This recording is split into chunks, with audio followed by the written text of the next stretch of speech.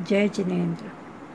करुणा international द्वारा शाकाहार विषय पर आयोजित प्रतियोगिता में मैं उषा तारण भोपाल से जीव दया और शाकाहार के विषय में आपसे कुछ कहना चाह रही हूँ। सभी धर्मों में हिंदू, मुस्लिम, सिख, ईसाई, जैन, बौद्ध सभी धर्मों में हिंसा, क्रूरता, क्रोध, द्वेष और अन्य जीवों को बिना कारण पीड़ा पहुंचाने को गुनाह बताया गया है और अहिंसा, सत्य, दया, करुणा, मैत्री आदि को धर्म बताया गया है। सभी महापुरुषों ने जीवों पर दया, अहिंसा को परम धर्म बताया है। शाकाहारी की शरीर रचना भी मांसाहारियों से भिन्न है। आज विश्व के हर कोने से वैज्ञानिक और डॉक्टर यही कह रहे हैं कि मांसाहार से कैंसर आदि असाध्य बीमारियां होती हैं। शाकाहार अधिक पौष्टिक और रोगों से लड़ने की क्षमता प्रदान करता है। इस सृष्टि में शाकाहारियों और मांसाहारियों की शारीरिक रचना भिन्न भिन्न होती है। शाकाहार अधिक पौष्टिक व गुणकारी होता है।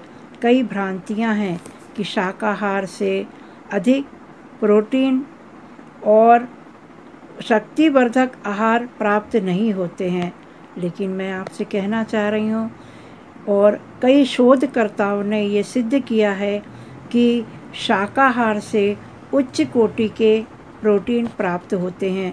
सोयाबीन, मूंगफली और अनाजों से प्रोटीन की आवश्यकता की पूर्ति हो जाती है। आज विश्व में हर जगह शाकाहार को बढ़ाने की प्रवृत्ति लोगों में जागृत हो गई है, लेकिन कहीं कहीं कुछ भ्रांतियां हैं। आर्थिक दृष्टि से भी शाकाहार ही श्रेष्ठ है। पशुओं का वध रोको, जीव दया का पालन करो।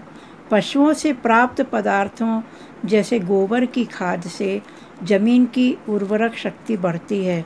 अनाज अधिक होगा तो सस्ता भी होगा, इससे गरीब का पेट भी भरेगा और प्रतिरोधक क्षमता भी बढ़ेगी। उत्पादन बढ़ने से राष्ट्रीय आय में भी वृद्धि होगी और राष्ट्र को विदेशी कर्जों के लिए हाथ नहीं फैलाना पड़ेगा। पशुओं का वध रोकना यही व्यक्ति का धर्म होना चाहिए। अभी अभी ऐसा नियम भी बन रहा है कि बच्चों को स्कूलों में अंडे दिए जाना है। कितनी गलत धारणा है, बहुत गलत धारणा है। लेकिन और कई लोग इसका विरोध भी कर रहे हैं, लेकिन कई ऐसे लोग हैं जो इसको नियम बताकर उस पर बच्चों को थोपना चाह रहे हैं। ये अनावश्यक नियम है। यदि बच्चों को दूध, दलिया, खिचड़ी, शुद्ध घी आदि स्वास्थ्यवर्धक आहार दिए जाएं तो बच्चों की रोग प्रतिरोधक क्षमता तो बढ़ेगी ही। मुर्गियों के अंडे अधिक हों इसलिए मुर्गियों को इंजेक्शन लगाया जाता है।